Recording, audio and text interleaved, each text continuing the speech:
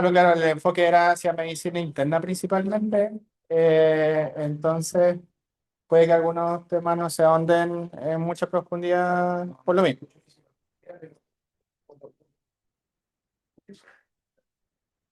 Entonces, claro, partiendo del punto de vista de que la neurología autoinmune, neuroinmunología, la verdad es que va cambiando el nombre cada unos 2 años, porque antes era solamente esclerosis múltiple prácticamente, y enfermedades relacionadas. Después neuroinmunología, ahora como que neurología autoinmune, y uno va viendo que los distintos centros formadores finalmente también tienen distintos enfoques, porque cada neurología autoinmune se enfoca mucho a lo que es asociado obviamente a esclerosis múltiple y las nuevas enfermedades que están relacionadas a anticuerpos.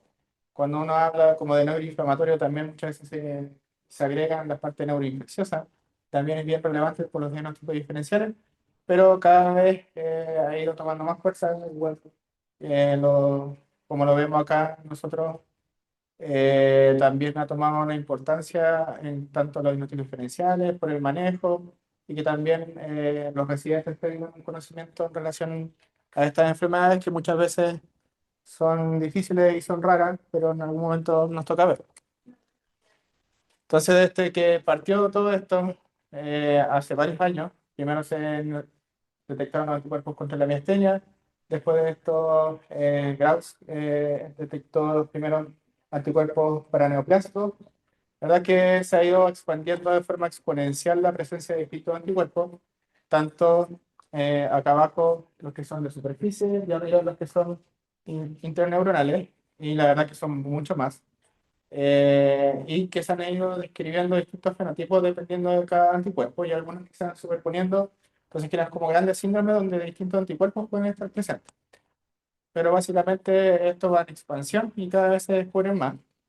Lamentablemente de que se descubren y lleguen a nuestro país van a pasar varios años, y qué tanto cambia a veces las conductas también hay que ir viendo, porque como son fenotipos nuevos, hay que ir viendo cómo evoluciona. Pero como les hemos comentado en presentaciones o en reuniones, por ejemplo, el anticlon 5, que es relativamente nuevo, se ha visto que es bastante frecuente y tiene un fenotipo que puede ser bastante variado, y que, por ejemplo, en un paciente con una enfermedad de motoneurona de presentación atípica pudiese tener esto y pudiese tener un tratamiento versus antes que se dejaba una evolución espontánea, que obviamente va a tener un desenlace malo. Ya, ¿qué nos refirió a que sea una enfermedad paraneoplásica? Que es una enfermedad que es remota a el tumor, ¿ya? Eso es bien relevante porque no tiene ninguna relación ni con la metástasis. O sea, por ejemplo, si yo tengo una crisis epiléptica porque el paciente tiene una metástasis cerebral, eso no es paraneoplasia, ¿ya? Lo otro de los tratamientos, ya sabemos que tanto la quimioterapia y la radioterapia puede tener complicaciones a nivel tanto periférico como central. El uso de inmunoterapia también puede tener reactivación de algunos anticuerpos que no estaban presentes en ese momento y generar enfermedades neurológicas por lo mismo. Y obviamente las afectaciones metabólicas por lo mismo. Entonces, se excluyen todas esas para decir que es algo paraneoplásico. ¿Por qué es importante? Porque obviamente como es raro y desconocido, muchas veces no se piensa, entonces los diagnósticos son tardíos, por lo tanto tiene una alta mortalidad, pero gracias a esto como su especialidad finalmente cada vez se van conociendo más y los diagnósticos no son tan malos como los que se describen en los textos más antiguos, ¿ya? Y lo otro que es importante que nosotros también recalcamos que muchas veces la enfermedad autoinmune parte antes de que uno tenga conocimiento del cáncer, ¿ya? Generalmente cuando un paciente tiene un cáncer con metástasis y todo, obviamente aumenta la sospecha diagnóstica, pero uno rara vez ve enfermedad neurológica para neoplásica en esos contextos. Entonces, el tumor puede ser incluso resecable, puede ser como de pequeño tamaño cuando parten las manifestaciones, y si no se sospecha bien, incluso con un screening general, se puede pasar a la neoplasia. Y el anticuerpo ahí nos da como un poco más de certeza de que hay un cáncer asociado, ¿ya? Y lo que me ha pasado también con pacientes del hospital, que a veces el manejo neurológico hace que esto sea una urgencia y a veces esa urgencia va a estar mediada dependiendo del fenotipo que tengan, pacientes con compromiso de conciencia, con estatus, refractarios, con compromiso vulvar, y que obviamente la conducta quirúrgica debiese también estar orientado a esa urgencia. ¿Ya? Por más que nosotros tratemos un paciente con un fenómeno paraneoplásico con inmunomediación, nos puede dar una ventana de tiempo, pero finalmente la causa que uno tiene que tratar es si no va a volver. Entonces, en realidad es raro, 0,89 casos por 100.000. No es tan poco frecuente, pero obviamente es mucho menos frecuente que una epilepsia, una ACV. ¿Ya? La prevalencia más o menos estimada, y se estima más o menos que el 10 al 15% de los cánceres presentan un fenómeno neurológico paraneoplásico, que como les decía pueden ser periféricos o centrales, entonces ahí va variando. Y un detalle importante es porque si el paciente tiene un cáncer, muchas veces se va a es un cuadro neurológico galopánico que en realidad se alcanza a dilucidar. Entonces, uno de los estudios más específicos, hay muchos pacientes con hiperplasia que evolucionan con neuropatía de la nada, evolucionan con, no sé, por enfermedad incluso tipo beta, entonces, circulación, igual con ella, y el fondo de un neuropatía. Entonces, ese es lo que dice, por siempre en realidad el estudio es alto, pero en realidad, porque muchas veces los pacientes no se prueba, sino que se dice que es un cáncer terminal, entonces tú tienes un desenlace, pero en realidad es como para que Claro. Y esto en realidad no es tan teórico, algo con lo que dice Juan Pablo, nos ha pasado que, ya, un paciente que tiene un cáncer va a ser una polineuropatía, que está con quimio, pero no va viendo que en realidad no es una polineuropatía, sino que es una mieloradiculoneuropatía, que es un fenotipo sugerente de paraneoplásico, y que finalmente un paciente que se estaba postrando, por eso puede volver a cambiar y mejorar el outcome, porque muchas veces el oncólogo o la conducta quirúrgica, también la neuroquirúrgica, va muy acompañado de cómo es el eco del paciente. Entonces, si el paciente está postrado, no le van a hacer nada. En cambio, si uno lo puede mejorar, su eco mejora y su pronóstico oncológico también mejora. Entonces, como les decía, muchos pacientes tienen una manifestación clínica antes del diagnóstico y que hay que tratar el cáncer, y la inmunoterapia ahí es lo que ayuda a dar tiempo y disminuir las secuelas. Entonces, fisiopatológicamente, bien complejo. De hecho, la fisiopatología en total de por qué los fenómenos paraneoplásicos generan finalmente daño no está muy bien dilucidada. Sabemos que los anticuerpos de superficie, donde el anticuerpo ahí en ese caso es el que genera la enfermedad, está mediado muchas veces por células B, y sus anticuerpos en general, la gran mayoría, van a ser de superficie. Entonces, con la inmunoterapia uno puede borrar mucho más fácil esos anticuerpos que están generando el daño. En cambio, los que son paraneoplásicos están mediados principalmente por células T, ¿ya? Y el anticuerpo que uno encuentra no es el que genera la enfermedad, ¿ya? Por ejemplo, yo puedo sacar los anticuerpos, por ejemplo, anti-HU, los meto en un solito de ratón o en otro modelo experimental, y el anticuerpo no le da nada a la persona. Y acá la enfermedad está generada principalmente mediada por células T. Entonces, lo que uno tiene que tratar de hacer es una terapia que vaya dirigido hacia ese tipo de células. Por eso muchas veces la ciclofosfamida es como el caballito de batalla en estos casos, porque genera una inmunosupresión severa tanto de células B o células T, ¿ya? Y claro, hay hartos tratamientos en investigación que se han dirigido a células T, porque lamentablemente la terapia actual de la mayoría de las enfermedades autoinmunes está muy dirigida hacia células B principalmente. Eso. Entonces vamos a hablar de unos casos clínicos que hemos tenido nosotros acá en el hospital. ¿Ya? Bueno, en la cervitis límbica se habla de que es un cuadro subagudo, que es como el clásico que uno ve en los criterios diagnósticos. Pueden alteración de memoria, con alteraciones cognitivas, conductuales y crisis epiléptica. Eso es como lo más frecuente que uno puede ver, y que hay en cervitis límbica que tienen criterios diagnósticos por sí solos. Entonces, es como un fenotipo que ha sido bien descrito, y podemos tener causas por anticuerpos de superficie o causas por paraneoplasia, ¿ya? Lo clásico que uno ve en esto es que vamos a tener, ¿cierto?, la zona límbica muy tumefacta, que sabemos también de que en la resonancia en general podemos ver un poco más de hiperseñal como todo el circuito del cíngulo. Entonces, en general, cuando hay una cefalitis autoinmune, no es que solamente hay una hiperseñal, sino que además esas estructuras se ven más tumefactas, ¿ya? Entonces, ¿qué son los cánceres más frecuentes? Por lejos del cáncer de pulmón de células pequeñas, el que va a generar la gran mayoría de los fenómenos craneoplásicos, donde el PUC fue el primero que se descubrió, pero en realidad puede generar prácticamente todos los anticuerpos. A los anticuerpos contra GABA, también tenemos el MA2, que en caso de hombres es muy sugerente de un cáncer testicular. Ya en los linfomas, los que ya nos preguntaban por un caso, un paciente con linfoma con un estatus refractario, donde los anticuerpos contra glutamato del receptor 5 son los más sugerentes, que hay otros también, y en el timoma los AMPA. Entonces muchas veces uno pide el anticuerpo para ayudarnos a hacer una búsqueda dirigida de esa neoplasia también, ¿ya? Y que nos dé el sello finalmente de que esto realmente es un fenómeno que puede estar asociado a algún cáncer. Entonces tenemos el caso de una mujer, ya que de 20 años, no teníamos olvidado, que empezó con una psicóloga, que es la típica historia que uno ve, ya, de forma progresiva, y que presentamos casos obviamente bien típicos, que al par de semanas se agregaron crisis epilépticas del lóbulo temporal. Tenía crisis de personalización, de déjà vu, y se le hizo un escáner y finalmente se hizo una resonancia con contraste, que es la que voy a mostrar.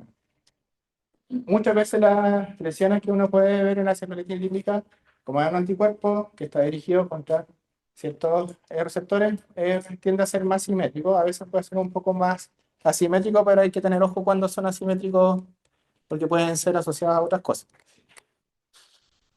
¿Ya? Se le hizo un electroencefalograma, se encontró que tenía crisis epiléptica del lóbulo temporal. ¿Ya? Se le hizo un TAC-TAC que muestra una gran lesión anexial, ¿ya? Y se le hizo el panel de anticuerpos que salió positivo para encefalitis antinemia, que es como el fenotipo clásico de la encefalitis autoinmune, ¿ya?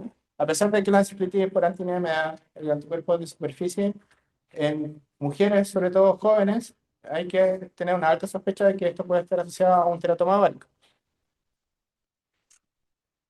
Eh, ¿Ya? ¿Y qué es importante ahí? Que, por ejemplo, en el caso de ella, la conducta ginecológica era hacer una resección parcial, ni siquiera una resección total o la resección sin quimioterapia. Entonces, el hecho de haber encontrado el anticuerpo hizo que ella tuviera una conducta mucho más agresiva, ¿ya?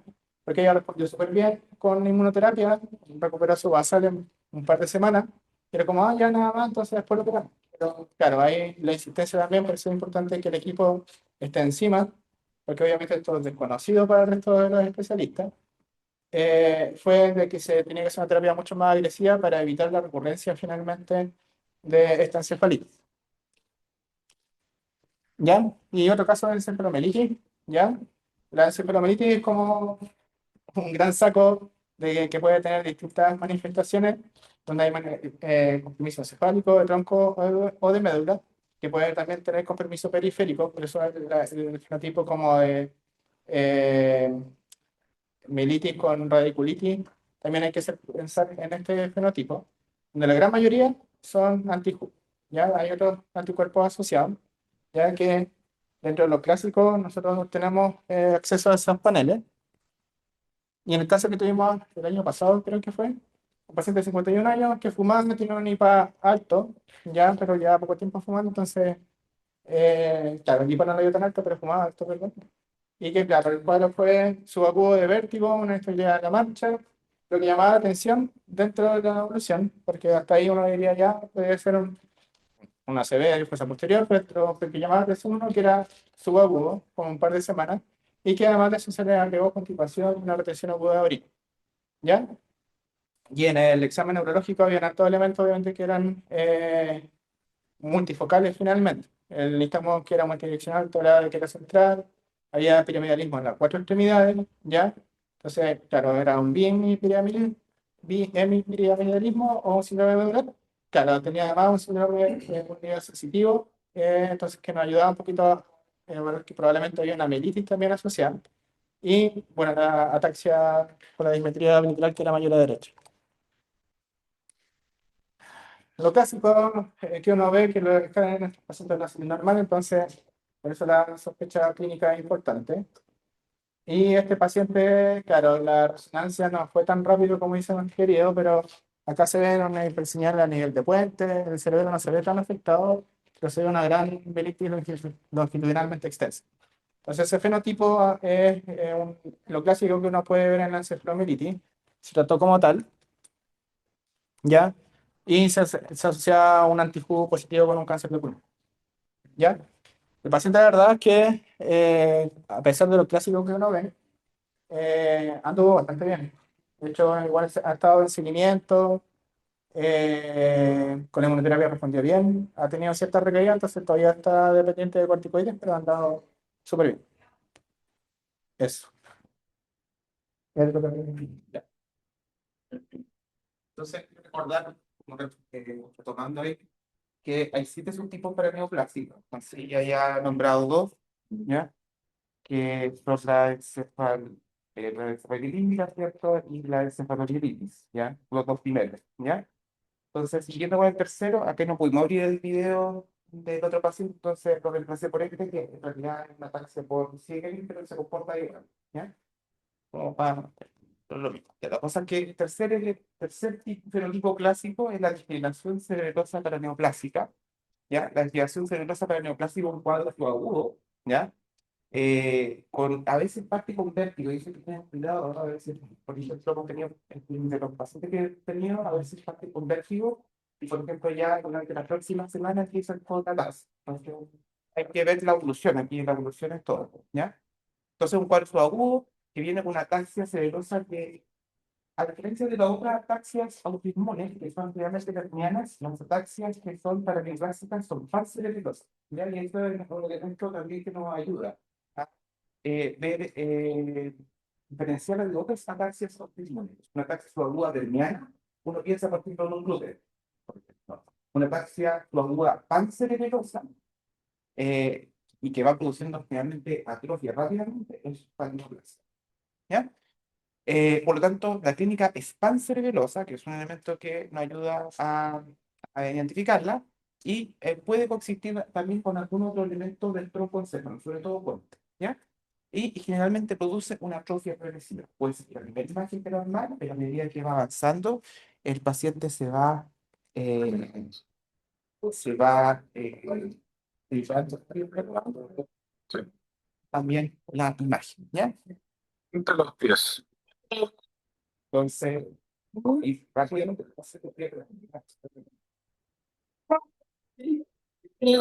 No. y esto es para ejemplificarlo, ¿ya? Acá nosotros vemos en esta imagen células Purkinje normal con todas sus redes y cómo la enfermedad arrasa prácticamente con todas las células Purkinje, y el paciente en realidad es una enfermedad gravísima, muy secuelante, que responde muy mal a la terapia. Siempre rápidamente se postrا, ¿ya? Por lo tanto, esta enfermedad, desgraciadamente, independiente que uno pueda hacer eh, toda la inmunomediación, el tratamiento del cáncer, en general es muy, muy agresiva. Si no se puede diagnosticar muy precoz y hacer un tratamiento muy precoz, es muy difícil que cambie el pronóstico, ¿ya? Entonces, ataxia paraneoplásica, ¿ya? Entonces, recordar que la ataxia paraneoplásica, lo más que se asocian son con el cáncer de ovario, ¿ya? Y el cáncer de pulmón, ¿ya? Cáncer de mama, ovario y pulmón. Y hay que tener ojo en el cáncer de mama y ovario, que tiene una característica, el anticuerpo más asociado al antillo, y el antillo generalmente produce una adenopatía de satélite primero. Entonces, por ejemplo, aquí un cáncer de mama que no es visible, pero aparece una adenopatía de satélite y después aparece el paraneoplasma. Entonces, siempre cuando hay una generación cerebrosa paraneoplásica, hay que faltar ganglio, ¿ya? Porque muchos de estos pacientes tienen ganglios positivos, pero la masa aún no se ve, ¿ya? De hecho, uno le hace TAC y no lo encuentra, pero sí puede sacar ganglios, ¿ya? Entonces, es un elemento importante dentro de la ataxia, entonces, paraneoplásica, ¿ya? Y lo otro es el pulmón, que obviamente en el contexto de unos pacientes con diabetes tabáquico, pesado, etcétera.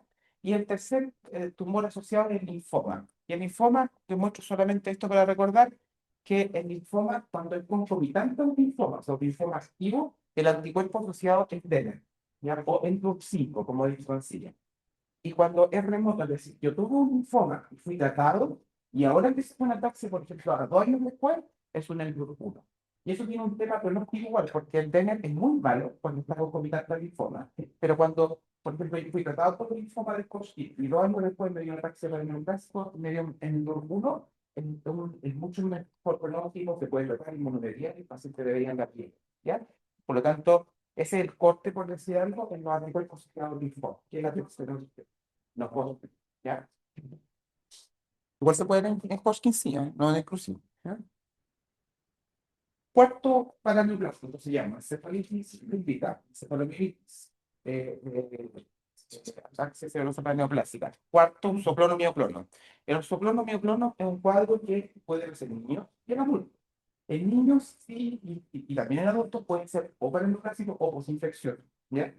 En los niños, en general, es mucho más fácil porque es coinfeccioso o neuroblastoma, no hay mucho más que darle vuelta, ¿ya? En adultos, en general, el paraneoplásico se da más bien en pacientes sobre 60 años y en general el cáncer más asociado sigue siendo el pulmón, por lo tanto se da en contexto, paciente tabáquico, etcétera, ¿ya?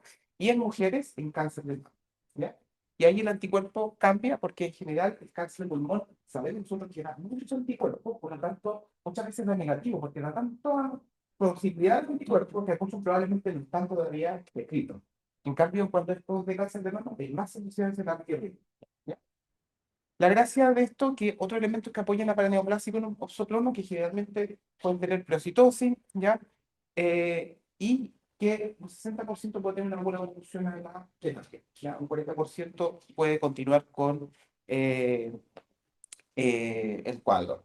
Y un elemento que también ayuda a diferenciar el poco infeccioso del paraneoplásico es que en general, como vemos acá, los pacientes que tienen paraneoplásico tienen una resolución genética. Entonces, por ejemplo, yo tengo un mioclono, lo trato y el paciente si es poco infeccioso no va a volver. ¿Ya? Si puede lograrse, es mucho más probable que sea paraneoplásico, ¿no? ¿Ya? Entonces, oxoclono, mioclono. Entonces, este es un video que yo siempre lo muestro porque el oxoclono, mioclono a veces uno sentía que tiene que provocarlo. No siempre es tan espontáneo como no podría pensar. O sea, existen 3 formas de provocar el oxoclono. ¿Ya? En un paciente que dice, doctor, ¿sabe que tengo un movimiento raro?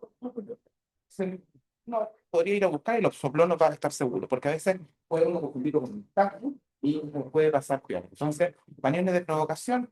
Uno puede cerrar los ojos y que al cierre de los ojos el paciente inmediatamente se pasó de los ojos. ¿Saben lo que lleva a provocación? ¿Ya? El problema es que esa es la misma específica, por eso es muy específica, ¿ya? When you look to the left, Se anda por las sacas. Cuando uno quickly at the light.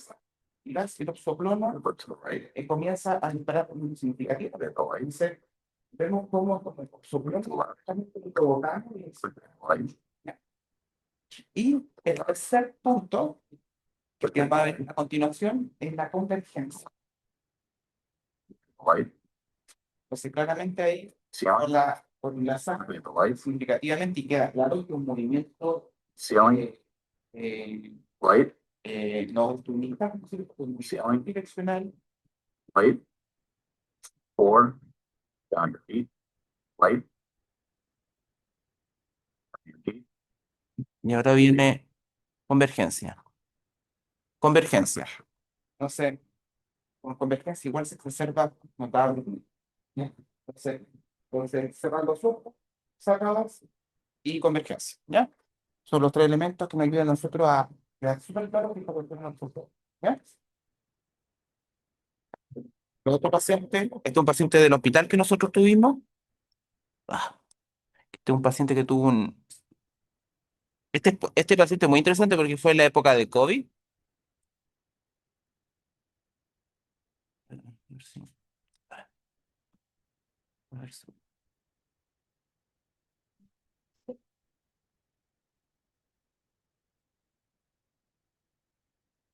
Este paciente debutó con una post-COVID, tuvo un cuadro disautonómico muy severo,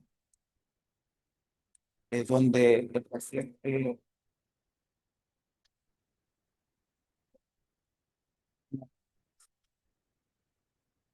asociado también a movimiento oxoclónico. Y este paciente, a los 3 días de que funcionó, no fue echado. La ganglionopatía sensitiva, este es el siguiente, ¿ya? La ganglionopatía sensitiva, que hemos tenido varias nosotros, de hecho, en el último tiempo. Hay que recordar que es un control fertilista excesivo, no algo dependiente, ¿ya? Y que clásico se asocia a la publicidad de paraneoplasma, ¿ya? Pero también sabemos que se asocia a otras cosas dentro de ella, el Siegre y también la enfermedad seminal, ¿ya?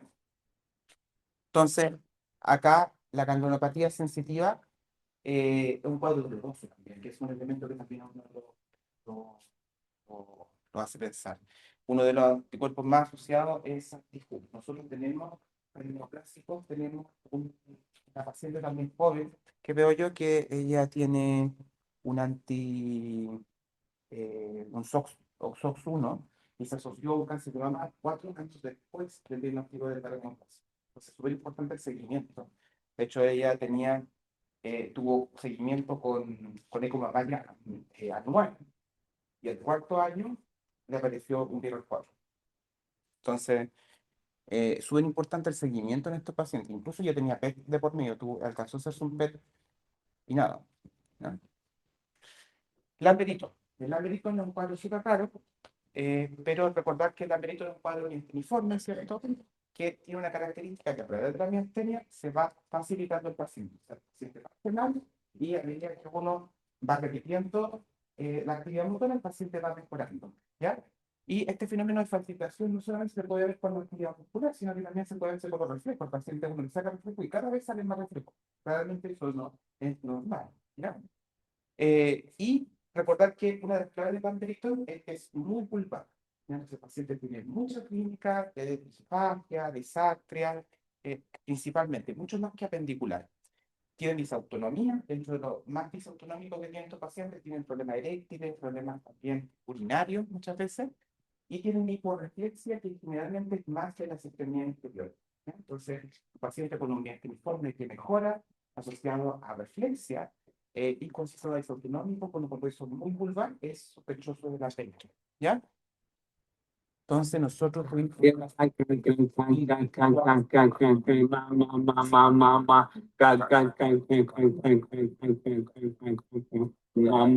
Hola, bien. ¿Cómo estamos? Aquí en el hospital con los doctores. Entonces, un paciente que partió muy gangoso, mira, si se fijan. Ya.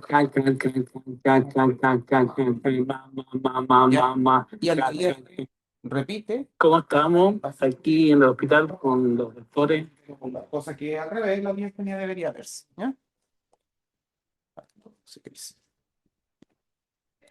Ya.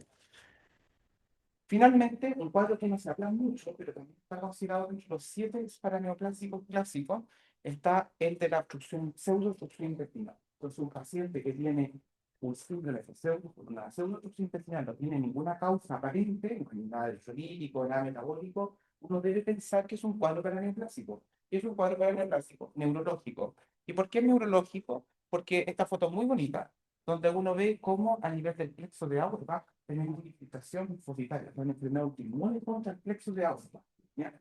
Y esto hace que el paciente tenga pérdida cognitiva, ¿ya? Y por lo tanto, si nosotros tenemos un paciente como este, por ejemplo, que está con toda una pseudoinfección, ¿ya? Y nosotros lo vemos la parte médica, no tiene ninguna causa, estos pacientes, por ejemplo, en este caso, al manejarlo con bonos de corticoides, se les porque el mecanismo es muy delicado. Entonces, súper importante y a veces uno tiene que trabajar mucho con las otras especialidades porque las otras especialidades no se preocupan en este contexto. Dicen, perfecto, quedó como un hilo paralítico por causa X. ¿Ya? Y no, era la manifestación, como decía Mancilla, remota de un cáncer. ¿Ya? Generalmente asociado a un cáncer de columna. ¿Ya? Entonces, una plexitis de Auerbach. Entonces, resumiendo, tenemos que el diagnóstico de un síndrome craneoplásico se basa como primer elemento identificar el fenotipo clínico, ¿ya? El fenotipo de alto riesgo. El fenotipo de alto riesgo son los 7 que acabamos de ver, ¿ya? Cualquier otro fenotipo, por ejemplo, una miocarditis, una polineuropatía, exige en ese caso que tiene que tener evidencia de inflamación, por ejemplo. Un paraneoplásico por sí solo, de generación severosa paraneoplásica, no necesita ningún otro elemento clínico para poder ya hacer un fenotipo de alto riesgo. Pero, por ejemplo, si yo tengo una polineuropatía, no es un síndrome clásico, al menos que yo tenga evidencia bien inflamatoria, por ejemplo, o que tengo una red que muestra que está pasando una país. Perfecto. Y ahí este paciente tiene un fenómeno inflamatorio asociado a un cuadro no clásico. Y ahí es el que yo digo, es un fenotipo, en fenotipo no clásico, pero me preocupa. ¿Ya? Pero los 7 que dijimos anteriormente, por sí solos, ya es un fenotipo de alto riesgo, no requieren ninguna otra prueba. ¿Ya? Eso es súper importante con respecto al diagnóstico. El segundo pilar en el diagnóstico es el laboratorio, que es el que tiene que ver con la identificación del anticuerpo. Y con respecto a eso, muy corto, entonces ahí están los fenotipos clásicos, los que hoy nosotros vimos. Ahí recordando entonces que para decir que un fenotipo era no clásico, tiene que tener evidencia de inflamación. ¿Ya? Y el nivel 2, que quiere decir los anticuerpos, solamente muy corto, los anticuerpos se gradúan según alto, intermedio y bajo riesgo. Y eso punto distinto. Un anticuerpo de alto riesgo puntúa más alto. Los de alto riesgo son los que tienen la nomenclatura antigua, el anti-Q, el anti-RI, el anti-YO, porque tienen, se llaman así porque son la inicial el apellido del paciente que se describió primero. Anti-YO, por ejemplo, el anti-YO, por ejemplo. ¿Ya? Después tiene una nomenclatura ya por inmunohistoquímica, ¿ya? Entonces, los anticuerpos, estos son los anticuerpos que nosotros tenemos disponibles, ¿cierto? Que podemos medir en Chile, se pueden pedir a otros por vía Mayo, pero esos son los que tenemos a disponibilidad en general. Entonces los anticuerpos se separan en alto riesgo, es decir, que, por ejemplo, anti-Q, anti-RI, anti-YO, anti-MAC, quiere decir que el más del 70% de los casos está asociado a una neoplasia. Por eso, o sea, que está presente es muy probable que el paciente va a ser una neoplasia. Por ejemplo, esa paciente que yo le decía yo que tenía un SOX1, que tiene un anticuerpo de alto riesgo, esa paciente iba a ser un cáncer. Y la esperábamos, hasta que el cuarto año lo hizo. ¿Ya? Versus, por ejemplo, intermedio riesgo de tener puesta. En el intermedio riesgo. 30-40% asociado al teratoma ovárico, pero hay porcentaje que no lo tiene. Versus bajo riesgo, por ejemplo, el SI1, menos del 5%. Yo tengo el SI1, le hago un screening, no le hago nunca para un screening, porque es muy poco riesgo, ¿ya? Entonces, eso me ayuda, como decía Marcela, a identificar la neoplasia y qué tanto tengo que buscar una neoplasia, ¿ya? ¿Estamos? Y finalmente, el tercer punto del score es, estos son los riesgos, estos son los riesgos por último, alto riesgo, mediano riesgo, bajo riesgo. La neoplasia, tercer punto. La neoplasia, 1. Si tengo que buscarla activamente, si la encuentro, perfecto, suma 4 puntos. Porque una neoplasia. Si no la encuentro dentro de los primeros 2 años, le apunto 1 punto porque todavía no sé, porque ese es el riesgo principal, que dentro de los 2 siguientes años me va a aparecer el panel neoplásico. Uno sabe que tiene que seguir por lo menos 5, ¿ya? Pero 2 años es lo más probable, ¿ya? Entonces, con eso me da un contacto donde yo lo clasifico como definitivo, probable o posible, ¿ya? Cuando el paciente tiene menos de 3 puntos, no tiene indicación de hacer nada más. Es definitivamente de acuerdo, ¿ya? En esto yo tengo que seguirlo y los 2 primeros los tengo que estar, ¿ya?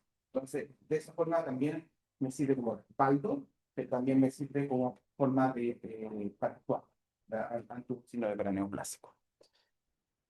Con respecto al criterio, para terminar esta parte, un neuroblastoma o un cáncer de pulmón se asocia a tantos anticuerpos distintos que dentro del score me suma un punto. Es súper importante. O sea, si yo tengo un paciente con un cáncer de pulmón, no solamente me suma 4 puntos ya en el síndrome paraneoplásico, sino que me suma 5. ¿Ya? Eso es importante. Igual que el neuroblastoma en los niños, porque son cánceres altamente paraneoplásicos. ¿Ya? Y para terminar, Ya. Y en relación al tratamiento, como para no extendernos más, eh, en general, uno va viendo los fenotipos clínicos, porque uno sabe que los anticuerpos, uno, predemoran, y dos, no tenemos todos los anticuerpos.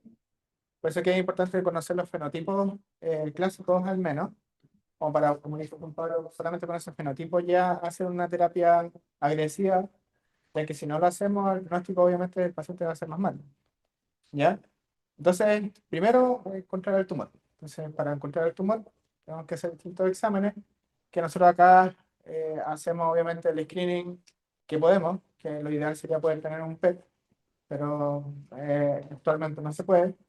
Y en general las terapias de primera línea son muy parecidas a lo que se hace en otras enfermedades autoinmunes, corticoides, plasmaféresis, inmunoglobulina tiene menos evidencia en los paraneoplásicos, se no se ocupa tanto.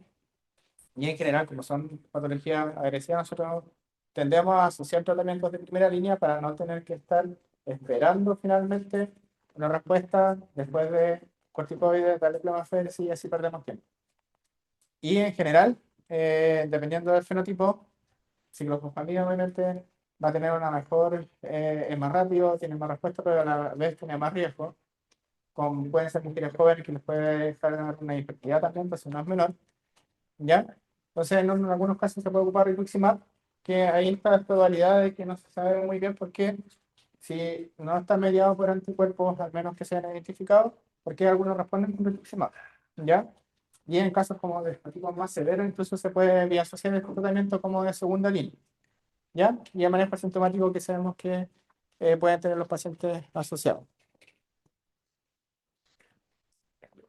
Ya, entonces hay distintos algoritmos. Este es un algoritmo que se requiere, no me acuerdo bien ya a esta altura de dónde era, pero es más o menos lo que nosotros hacemos, como un perfil que es subagudo, rápidamente progresivo, fenotipo clásico o no, se encuentra el tumor y uno va generando el tratamiento.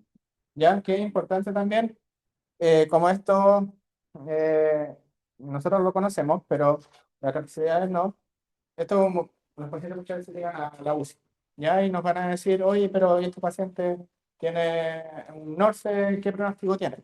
O tiene una experiencia cerebrosa preaneuplásica, va cambiando. Entonces, igual eso es importante conocer los fenotipos de los pacientes, que no es lo mismo, a pesar de que son fenotipos clásicos, por ejemplo, no todos tienen un pronóstico. Un NORCE tiene un mucho mejor pronóstico que una degeneración cerebrosa preaneuplásica, ¿ya? Entonces también eso es relevante al momento de ver hasta qué tanto nosotros escalamos también por el pronóstico que le vaya a servir finalmente al paciente. ¿Ya? Entonces, como les decía, una terapia de primera línea, segunda línea, y el seguimiento y pronóstico va a también depender si encontramos el cáncer o no. Se puede hacer una inmunomediación a largo plazo en algunos pacientes con tratamientos orales, con inmunoglobulina. Ya en algunos pacientes pueden necesitar rituximab, pero también siempre está cambiando. Por ejemplo, hace un par de años, una ceftriaxona antineoplasia que la vimos a 2 años y ahora es como la primera línea, más rituximab y nada más, muchas veces, y con eso es suficiente. Al revés, la G1 antes era como darle corticoides una vez y, y nada más, casi como un MOB. Pero se sabe que en realidad igual recaen más y que en realidad estos pacientes necesitan rituximab. Entonces eso va variando en el tiempo. Y dependiendo obviamente del fenotipo y el anticuerpo que uno encuentra, debiese hacer un screening y un seguimiento a estos pacientes que uno trata de hacerlo, pero muchas veces no puede hacer todo, ¿ya? Porque no es solamente, como sabemos, un TAC-TAC. Hay cánceres que son de visera hueca, que un escáner no es muy bueno.